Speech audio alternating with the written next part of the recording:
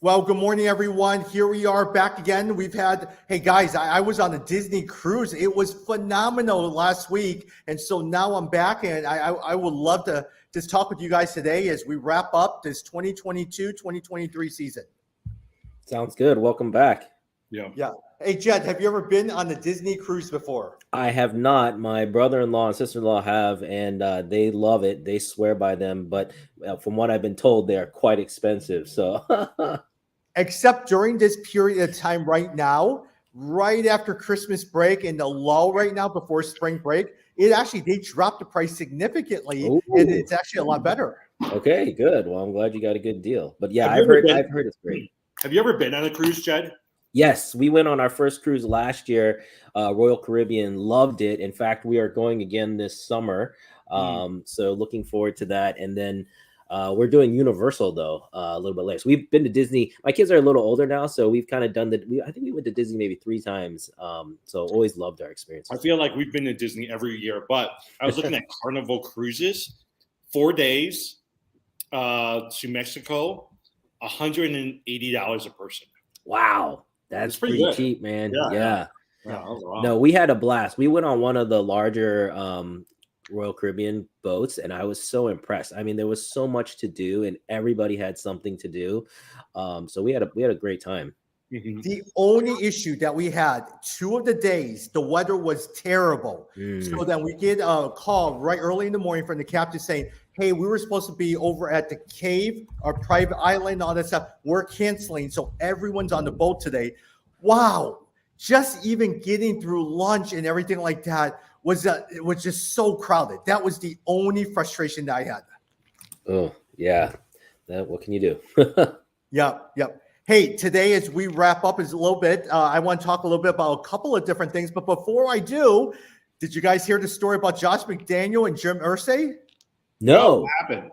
Oh, okay. No. The reason why Josh McDaniel decided after he signed the contract to be the coach of the Indianapolis Colts, reneged on it to the point where his agent fired him. So then Dan Dakich of ESPN over Indiana was telling us, sharing with Waddle and Sylvie what happened. His Josh McDaniel's wife did not like the fact that Jim Irsay came to visit the home after he signed the contract, and he sat and used the washroom and sat in their toilet for over an hour. No. She thought he was the weirdest guy, and she did not want her husband working for him. That is kind of weird. If it was truly an hour, that's a little strange. No, they were all saying he probably flooded the toilet and was too scared to come out. Well, I'm pretty sure that Jim Irsay is not the most normal person in the world. Yeah. You know, So I think when you make what's he doing in there? Is he doing drugs? What in the world is he doing in there for an hour? Watching TV or what? Yeah, I think when you make that much money, right, you get to do whatever you want. Hey, they don't care. When you make that much money, you can do whatever you want. Yeah. Exactly. Yeah. Hey, as we talk through, I want to talk a little bit about the Indianapolis Colts quarterback situation, all of those things. But actually, let me just start. If you were to look at, and we briefly touched upon it, who is your fantasy football MVP this year? Who would you guys say? Well, before we say that, shouldn't we say congratulations to Jed for winning the Walter White League? And congratulations! You won some good money out of that one. Yeah, and I won our work league too. So and that was even bigger money. So I did really good this year. Great. That's why I can go to Universal for spring break. So okay, let me ask you a quick question with both of them. If you look back on the Walter White League and also your work league, was there a move that you made throughout the season or break that you caught, someone that you picked up that transformed your team to bring you to where you are? It was in the draft. I think for me, both of those teams, the 2 keys were my wide receivers, right? So in the Walter White, I had Tyreek Hill and AJ Brown. And in my other league, I also had AJ Brown, but paired with Austin Eckler. And so I think the big thing was, so for me, Austin Eckler is the MVP of the season. But if you got Brown or Hill, you probably got them late, like either second or third or fourth round, which lets you get other folks up front. So I think that was kind of, and then, you know, there were a couple, like in the work league too, I picked up the running back in Seattle, who's the rookie. Oh, running Kenneth back. Walker. Yeah, I picked up Walker, which Yeah. was a great pickup. Yeah. But yeah, for me, it was really it came down to the draft, which I know we talk about that. It isn't always that way, but it happened that way this year. No, I'll tell you this: AJ Brown. AJ Brown was. I remember when actually AJ Brown and Tyreek Hill, right? I remember because you're trying to figure out, okay, like he's middle of the round, is he worth the pickup? And I remember when you picked him up, I was like, oh, that's actually a pretty smart pick because I can see him doing pretty well, you know. And then Tyreek Hill, no one knew what was going to happen, right? He dropped. I think he came after AJ Brown, but he had some great games for you early on to win you that season. Yeah. And exactly. the thing with AJ Brown is a lot of times last year he was injury prone. And so a lot of times he was hurt. 2 years ago, he was outstanding. Big wide receiver, catches the ball, is able to run for yardage. But last year he struggled a little bit under Ryan Tannehill in his injuries. So people kind of forgot him. That's when you have to target some of those guys that people have forgotten to really be able to pick them up. Yeah, I think that's the lesson is anytime there's a big name that moves to a new team, you know, that's an opportunity to, you know, maybe get someone at lower, you know, cost than would normally cost you. But I mean, the bottom line is you're taking a chance, right? I mean, you never know. It doesn't always work out. Yeah, but Jed, congratulations. Seriously, Yeah, Walter White League is pretty competitive. You know? Yeah. I think I came in third, fourth, or one of those. Yeah, no, you did well too. Actually, I was surprised, and it's a tough league. I mean, to make the playoffs in that league is really good. I've won it one time before, but it's a tough one. Oh, by the way, speaking of tough leagues, going back to our fantasy basketball, I had one commissioner call. Oh no, yeah, one team owner called me yesterday and says, "We need to limit it to 3 dynasty players next year. Tommy's team is way too good, and we need to decimate that team." Oh, Tommy's team is stacked, man. You have the top, you basically have 5 of the top 10 players, which is insane. Yeah. Yeah, but it just, look, we've gone from 5 to 4. I'm okay with 4, but 3's killing me because Giannis, Steph Curry, Doncic, it'll be hard to pick. Kevin Luka, Durant, man, yeah, Luka. You can't lose Luka, man. He's the guy. All right, going back to also what we were talking about, it could also backfire you because remember in Detroit there was Kenny Galladay who had a down year, number 1 wide receiver in Detroit, signed with New York Giants, and we thought, okay, great.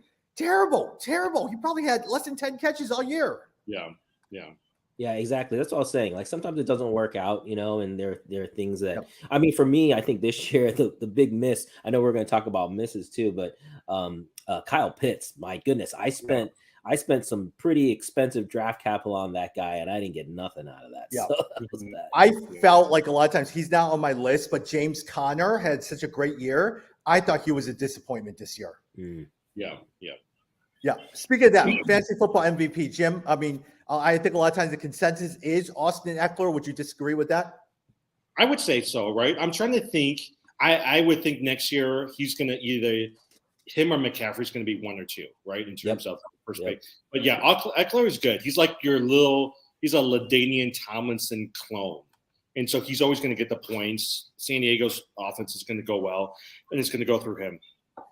Yeah, I mean, the thing I also like to include in the evaluation of the MVP is how they did the last few weeks, right? Like, because those last few weeks, that's your playoffs and championship week.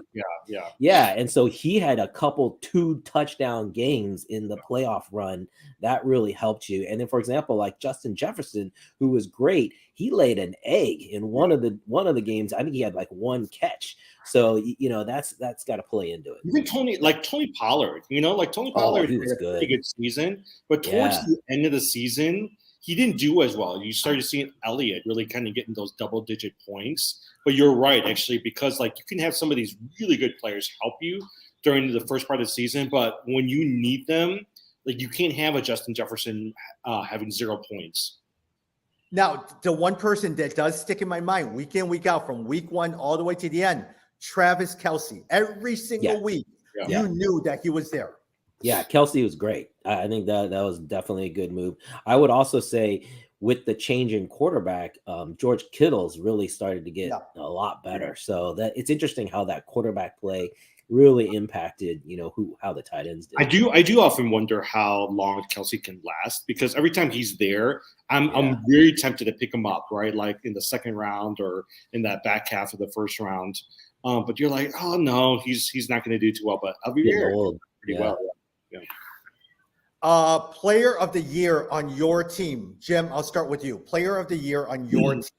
You know what? I wish it was Justin Herbert, because Justin Herbert was my quarterback for maybe like 4 of my teams, and I was high on him because I was like, Patrick Mahomes is too expensive, Josh Allen's too expensive, but he did not come through. I would say the most consistent player of the team would be Jalen Hurts. Like Jalen Hurts actually really came through for me because I had him, I would say, in quite a few of my leagues, and he actually produced every week for me.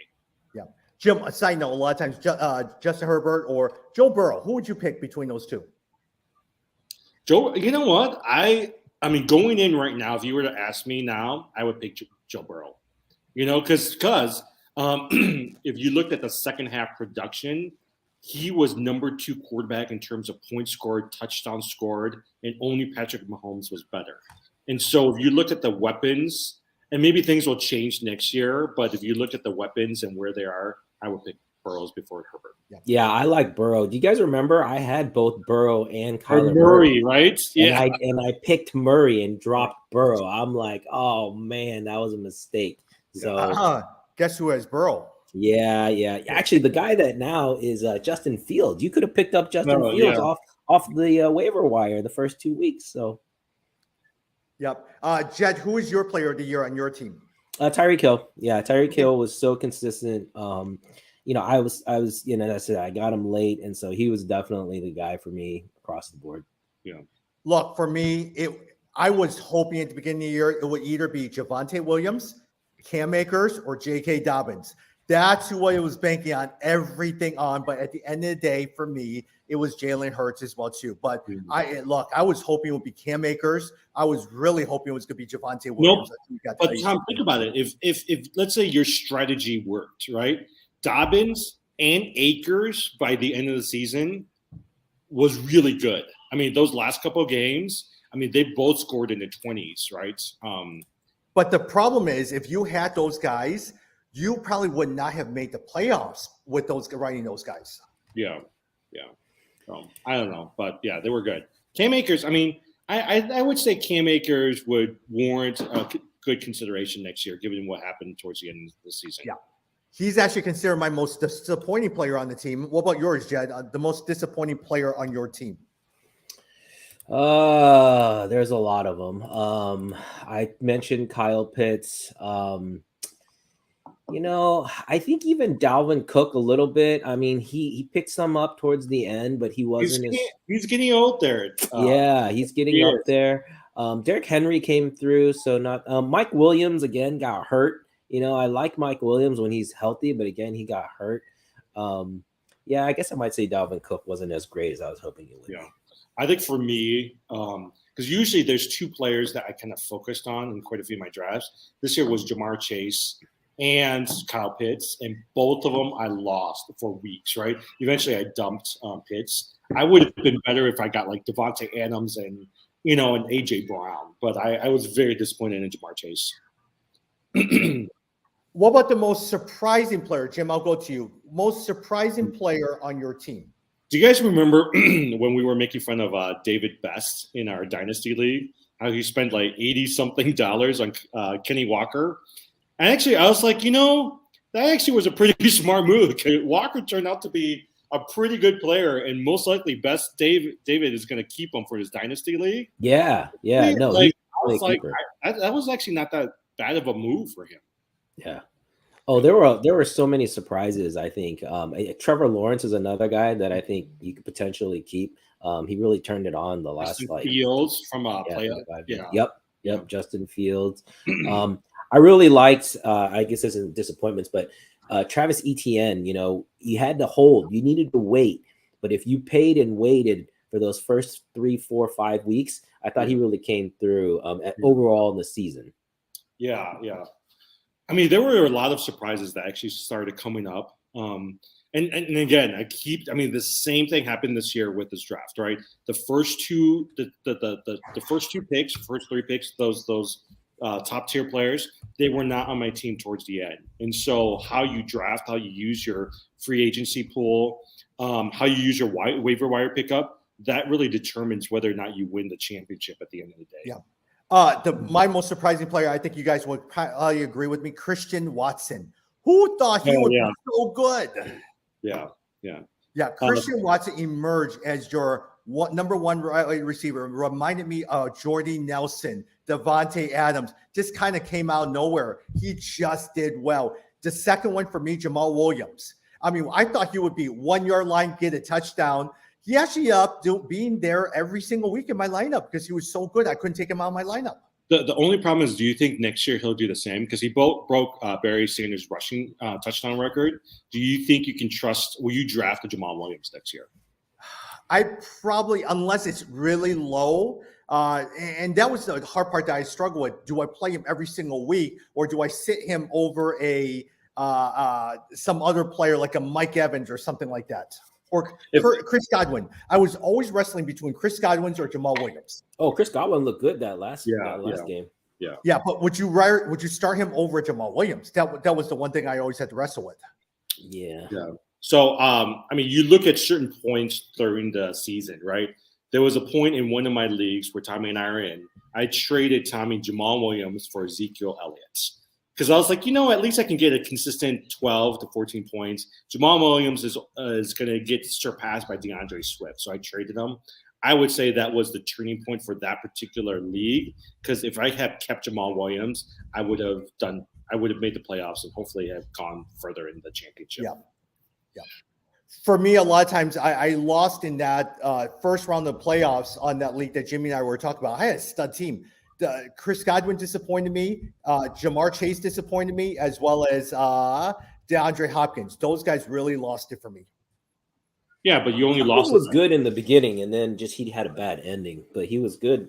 Right when he got back after the 6 weeks, he was good. Hey, one we got to say is all those guys who got Deshaun Watson, that didn't pay out. So I was very happy with that. Yeah. Hey, Jed, I'm glad Jimmy just mentioned this. Did I tell you how much I lost in the first round of the playoffs? You know how much I lost by? How much? 0.01. That is amazing. Yeah. All he needed was Christian Watson just needed to catch 1 yard. And then from that point on, Aaron Rodgers, it was a 1 yard catch. I said, I got it. Penalty flag. I said, oh my gosh. Yeah, fantasy is great. Well, so was it the Walter White League? No, it was my work league. So it was in my work league where I told you guys, Austin Eckler, he came through with that huge Monday night game. And the other guy had Herbert, and Herbert had hardly anything. And so that was what turned it around for me. Well, even your Walter White League, right? You were projected to lose in that championship. Yeah. But when that Buffalo game happened, that's how you ended up winning. Yeah, exactly. Yeah, I had a 22% chance to win because he still had Herbert playing, right? I think. Yeah. No, he had Burrow. He had Burrow. Yeah, he had Burrow. So he probably would have won. But you never know. I was up by 12, I think. So it I don't know. And I still had the field goal kicker. So you never know. Yeah. By the way, speaking of Buffalo as well, you know who I think is the most overrated player? Stephon Diggs. He's such a disappointment a lot of times. I mean, he has a couple of great games and he just disappears. Mm-hmm. Yeah, that's fair. I guess. I chalk some of that up to Allen. I feel like Allen had a really up and down year, and I think some of it was related to injury. Yeah, but he wasn't as consistent as he was. Once he went down, I think Herbert had the ribs, but once he went down, I think Gabe Davis was supposed to break out this year, and he didn't. Yeah. Right? Yeah. Isaiah McKenzie was okay. Stephon Diggs didn't have, but James Cook emerged. But you're right. The Allen did not have the best of seasons this year, especially for being the number one quarterback. Which, by the way, Jim, actually, Jed, I'll go over to you. Players to watch for. As you were looking at all of that, who is someone you sitting there, man, you got to watch this player because come year 2, come year 3 next year, this guy's going to be a stud.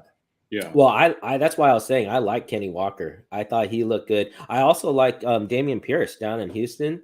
I mean, I know towards the end there, I feel like they weren't using him quite right, but I thought, really good production. San Francisco, I'll go back to Ayuk. I had talked about Ayuk. He looked really good once they switched over to Purdy compared to Debo. And I know Debo's still amazing, but again, the injury concerns for me with Debo, just the way his running style, he just gets hurt a lot. Yeah. I mean, I think players for me to watch out. Who's that third wide receiver for Minnesota? What's his name? Oh, KJ Osborne. KJ Osborne came on, right? Instead of Adam Thielen. So I can see him supplanting Thielen next year as that number 2 wide receiver. James Cook is somebody who's on my radar, is somebody to really kind of pay attention to in terms of really kind of like diversifying the offense as well too. And then you got Tony Pollard, who emerged as that number 1 running back. So it'll be interesting to see what happens to Ezekiel Elliott during the offseason. Oh, they're gonna. I'm assuming they're gonna move on from him. But also your guy, Tommy Christian Kirk. With Trevor Lawrence picking it up, Christian Kirk looked pretty good again. Trevor Lawrence, aren't you guys surprised? Like, I would say he started to emerge. Like, I would seriously consider him next year as my quarterback. Definitely. The Jags have something going there. You really got to like what that coach is doing there. He seems to, what's the coach's name again from Philly? He seems to really like get the players, around him. So that's a good thing. Remember, he made all those quarterbacks. He made all of those. Who was the guy who's fizzled out over Washington? Yeah, Nick Foles, and then Carson Wentz. Yeah. And Tommy, your guy Cam Akers, I don't think you should give up. He had a couple good games there right at the end, and obviously still has something left in the tank. So he might come back next year. Hey, look, I will say this to you right now. I'm still going to vote. I'm still going to pick him. I'm still going to bid on him. I still have high hopes in Cam Akers, but as you guys probably will also agree with me, who has shot up completely? Breece Hall of the New York Jets. I know he went down for injury. You need to watch out for him because I bet you he's going to be at least the first or second round. And Gabe Wilson over at the New York Jets as well too. Gabe Wilson, who's that? Gabe, who's the wide receiver? Wilson for the New York Jets. Yeah, hold on, let me get his name. I know it's not Gabe Wilson, but. Yeah, I forgot. I thought it was Gabe Wilson. Who is this guy? Wide receiver. You know what? We'll take a quick look at it in terms of what. Garrett Wilson. Garrett Wilson. That's it. Yeah, Garrett Wilson.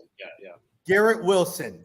Ohio State. Now, at the same time, if the Jets decides that they want to trade for the Bears for Garrett Wilson, their number 1 draft pick, and a couple other picks, I like a Garrett Wilson. Oh, did you guys hear the latest I heard was Indianapolis trading their pick to the Bears for the number 1 plus Michael Pittman plus future draft picks. I like that. I was like, dude, take that. Yeah. I hope the Bears. I mean, I think all of this talk about Fields not being their quarterback is all smoke, right? Yeah. So I really do hope that they end up trading that pick, getting some good players and draft picks out of it. I like if they can get 2 or 3 draft picks, that'd be great. Yeah. Hey, I'll say this right here though. I really like CJ Stroud out of Ohio State who's coming out in this draft. Really? He's not being talked about because of what's his name coming out of Alabama's the guy everyone wants. But man, if you guys watch that Ohio State, even though they lost, Stroud looked like Fields. I mean, but with a better arm. So I don't know. I really like him. I'm not saying that I want the Bears. I think the Bears should go all in on Fields, but I think whatever team gets Stroud, look out for that. The only thing they say about Stroud is he's very, very tiny. He's not a big guy. Yeah, he's not as big, but he's not tiny. He's not Kyler Murray tiny. Yeah. By the way, Harbaugh is staying in Michigan. Did you guys see that? Here in Denver. Yeah. And by the way, a lot of times, let me ask you, Sean Payton, at the end of the day, where will Sean Payton end up in? Here's some of the coaching vacancies. Carolina Panthers, Indianapolis Colts, Denver Broncos, Houston Texans, Arizona Cardinals. At the end of the day, where will Sean Payton end up at? I think you follow the quarterbacks. I don't think Peyton's going to go any place that doesn't have an established quarterback unless somehow he's linked with Brady and can bring him in. So the team I think is either Denver or Arizona, because in Denver, I think Wilson, especially after they fired the coach, you can see like it wasn't all on his shoulders for how bad everything was going.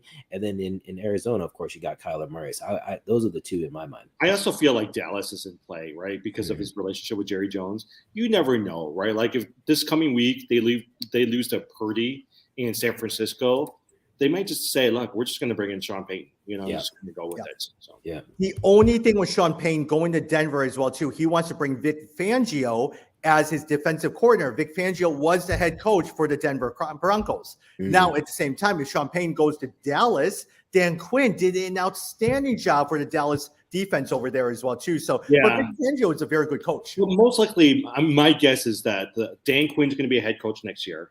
And then also DeMarcus Ryan, DeMeco Ryan is most likely going to be the coach, right? So I think you could take those two off the board because they're going to – I bet Ryan is going to end up going to Denver. And I think Dan Quinn is going to take like the Colts job or something like that. Nobody wants the Panthers job. That's a job no one wants. All right, let me ask you to throw one name. I'm going to throw a name down to each one of you guys. You guys tell me what you think is going to happen with that particular player, all right? Yeah. Aaron Rodgers. He's going to stay. I think he's going to leave.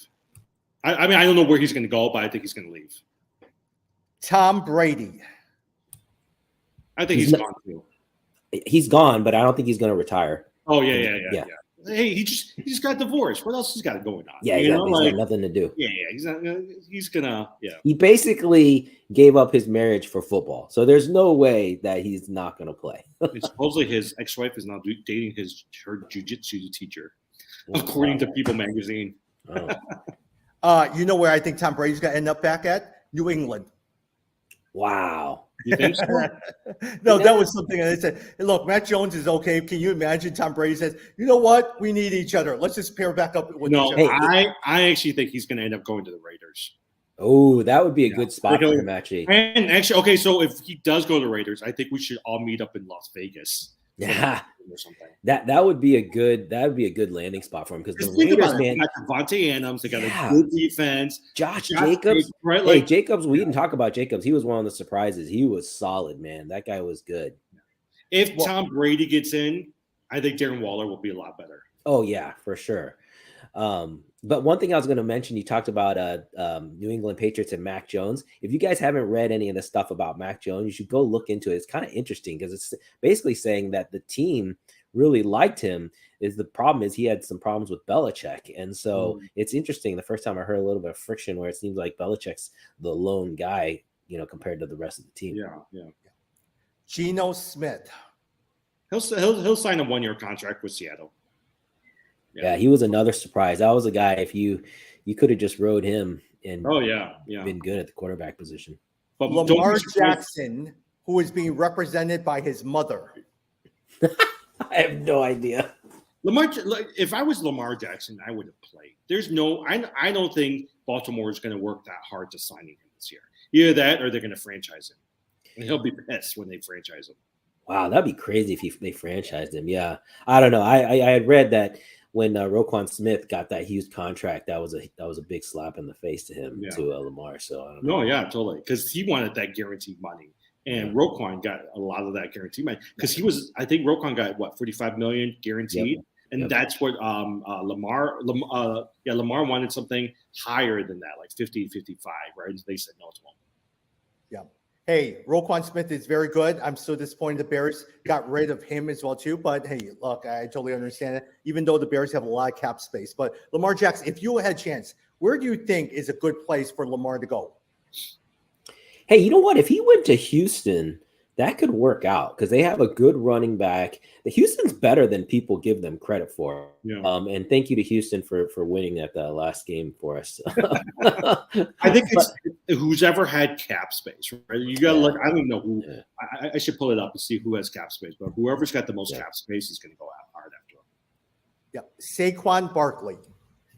I think he'll stay with the Giants. Yeah. If I were the Giants, I wouldn't sign him, but I think he'll stay with the Giants. Daniel Jones. Oh, he'll stay with the Giants. Who is that? Daba, the coach, really utilized him well. Did you see him in that last game? He broke a bunch of NFL records. So yeah, I think they'll stay with the Giants. Yep. David Carr. Derek Carr. Ooh, Oh, Derek yeah, Carr. Derek Carr. I don't know where that's a tough one. And will he be a starter? That's the real question. Yeah. I don't know. You know who I bet will end up signing him? Somebody like the Carolina Panthers. Or Washington Yeah. Commanders. Yeah, one of those guys who, or maybe the Colts are going to draft somebody. But yeah, I could see Panthers or Washington signing him. Or even New Orleans Saints, because a lot of times they've been a little iffy with some of their quarterbacks too. Yeah. Jimmy Garoppolo. Wow, that's tough. And I mean, basically, it depends on what San Francisco does, right? If San Francisco somehow wins, then Garoppolo's done and Purdy's the guy. Yeah. But, assuming he loses either this week or next, then, yeah, I don't know. Don't you think Purdy's actually decent, right? Oh, he's good. He's not just Yeah. decent. He's Yeah. good. Yeah. He's had multiple touchdowns in every single game. That's insane. He's had two or if more Trey touchdowns. Lance was doing the same thing, you would have been like, he's a superstar. That's right? probably the better question. What's going to happen to Trey Lance? That guy's probably gone. Yeah. Ezekiel Elliott, because we all know He's Tony gone. Pollard is He's the gone. star over He's there. gone. He's gone. Zeke Yeah, is yeah, gone. Yeah. And Josh Jacobs.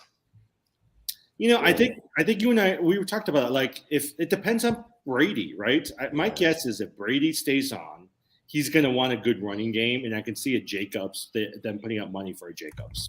And then they're going to bring Leonard Fournette back. Yeah. They're going to sign Leonard Fournette as a backup.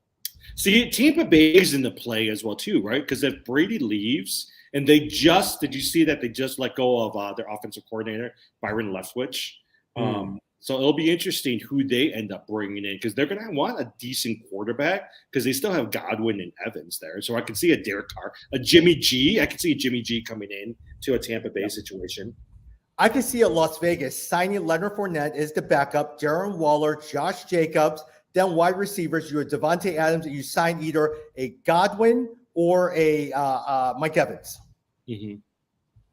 Brady likes his guys. He has certain guys that he always goes to, right? So I could see him signing a 2-year deal, stay with the coach that he knows back from New England, making the last a run, because the other team he would have gone for is San Francisco, but San Francisco already has their quarterback. Yep. Last thing, what do you think the Chicago Bears will do within their draft?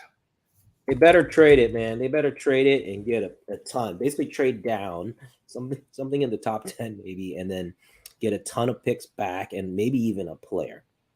I agree with you. I think they're going to trade him. They're going to really go all in on fields. They're going to get one established, somewhat superstar player, and my guess is they're going to try to get like 3 draft picks additional. And they're going to move to Arlington Heights, and we're all going to go watch a game there. Yeah. Well, they got that one guy as the new president who's Exactly pretty established. And he's moved folks before, right? Like, he has the history of moving stadiums before, so he knows what to do. And we're going to be an indoor stadium. That means when we wear our jackets, we can take it off in a climate-controlled stadium. Oh, my gosh, it's going to be so good. Hey, Tom, hey, for your season tickets, do you get I wonder if you'll automatically get a transfer, but I wonder if you have to pay more for the new stadium. You still have to pay the one-time licensing fee, the PSL fee. Yeah. Yep. Sounds good to me, man.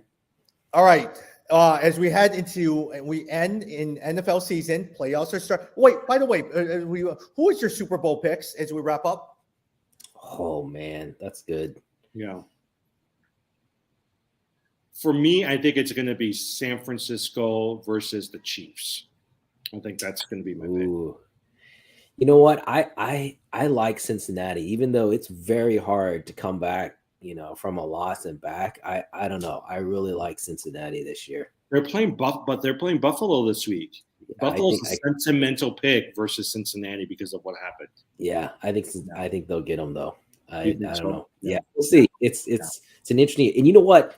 Don't sleep on Dallas, man. I would not be surprised if Dallas beats San Francisco. Their defense, Dallas's defense they are peaking at the exact right time. And so don't be surprised if Dallas wins this weekend. Yeah. I am hoping, I bet you there's a rematch. Cincinnati against San Francisco is what I think will happen. Oh, really? Yeah. It's interesting that none of us said the Eagles. That's kind of interesting. I actually, if you ask me, I think the New York Giants will actually pull off a win against the Eagles. Wow. Okay. Dable is a pretty good coach, and Daniel Jones is really doing well. Okay, one last thing. Would you draft a Daniel Jones next year as your quarterback? No. Really? You guys wouldn't? I would No. really consider it. Go for it. You can have him. Daniel, I actually would. Yeah. And another person who I am not drafting because I'm tired of drafting him, Terry McLaurin. I'm tired of drafting him. Oh, yeah. All right. Hey, Jim, make sure whoever you talk to, we are keeping at 4 because I need my team that I've worked so hard to keep together for the longest time. Hey, so I'm going to 2 Super Bowl parties while they're here in Glendale. So one is the Gridiron Greats. I have to go to that one. Another one is a GQ party. And they're honoring Derek Jeter, Allen Iverson, and Deion Sanders. That's awesome. We got to figure out what to wear, man. Well, yeah, I'm gonna go find somebody that says, "Hey, do you want to join our fantasy podcast next year?" and as our special guest. Yes, yeah, guest speaker, man. That's you know cool. Who I have on my cell phone? I've been tempted to dial Marcellus Wiley because I met him at a couple of things when in other jobs. Yeah, and I saw it the other day. I was like, "Oh, I wonder if this cell phone still works." Yeah. Well, we're going to begin next. Hey, let's get together and talk maybe Super Bowl or even during draft. We'll come back and talk a little bit more about drafts as well as rookies, all that free agents. When the free agent hits before the draft, let's come back on and talk about movement free agents. Got to do next year too. Let's do one of these where we're all together in the same place. Okay. Las Vegas when Brady goes over there. No, actually, hey, Vegas is where Draft Town is this year. I'd go draft. Did you guys do Draft Town when it was in Chicago? Yeah, I did. Yeah, that was awesome. I did both years, had a blast. I would totally go back. Yeah. That's the end of April, right? Yep. Okay. But I'll tell you this. I mean, one last thought is the Bears is going to dictate this draft. Yeah. Because they will determine how all of these other players will play their cards. Yep. All right. Thank you, guys. All right. Sounds good. All right. See you soon.